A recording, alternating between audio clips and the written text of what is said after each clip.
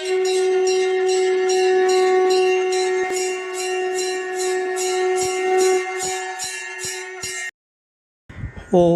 ஸ்ரீ குருப்பியோ நம. ஓம் கம் கணபதையே நம. நம்ம ஸ்ரீநிகேதன் வலைதளம் வாயிலாக முருகப்பெருமானுடைய சாஸ்திரநாமத்திலிருந்து தினம் ஒரு நாமாவளியை சிந்திச்சுருக்கோம். இன்றைய தினம் 412வது நாமாவளியாக ஓம் தமாய நமாக. முருகப்பெருமான யாவரையும் அடக்கும் தன்மையுடையவருக்கு நமஸ்காரம் அப்படின்னு வர்ணிக்கிறது. இறைவன் எல்லா தன்மையும் உடையவர், எல்லா உயிர்களிடத்திலும் இருக்கக்கூடியவர். அப்போ இறைவனை மீறி அந்நியமான வஸ்து இந்த உலகத்தில் எதுவுமே இல்லை.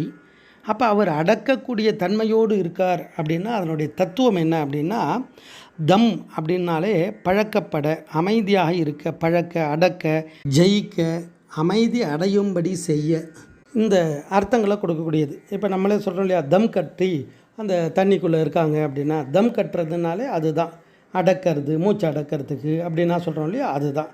அப்போ இறைவன் எல்லாத்தையும் அடக்கிறார்.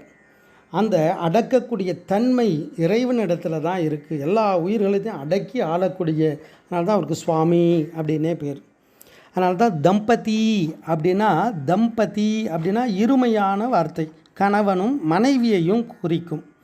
இந்த கணவன் மனைவியை ஒரே சப்தத்தால் குறிக்கிறா அப்படின்னா, தம்பதி அப்படின்னா இந்த ஜீவன் அந்த ஜீவனோடு சேர்ந்து எல்லாத்தையும் அடக்கி பழக்க, இதெல்லாம் தன்னுடைய காமாதி அருவர்களை ஜெயிக்கிறதுக்கு இதெல்லாம் துணையாக ரெண்டு பேரும் பழகிக்கிறது.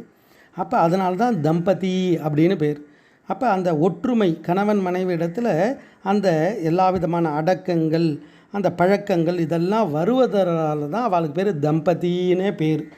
அப்படி இறைவன் எல்லாத்தையும் அடக்கிறாராம், அனைத்து சக்திகளையும் அடக்கக்கூடிய பெரும் சக்தி வடிவம். அதனால தான் இந்த நாமாவளி யாவரையும் அடக்கும் தன்மையுடையவராக முருகனை வர்ணிக்கிறது. ஏன்னா அவரை மீறி அந்நியமான வஸ்து அப்படின்றது இந்த உலகத்தில் ஒரு அணுவிலையும் இல்லை. ஏன்னா அணுவுக்கு அணுவாக அந்த பரம்பொருள் மட்டும்தான் இருக்குது. அதுதான் மேலான தத்துவம். அதை தான் அந்த நாமாவளி யாவரையும் அடக்கும் தன்மையுடையவராக முருகனை வர்ணிக்கிறது. ஓம் தமாய நமாக. ஸ்ரீ குருப்பியோ நமः.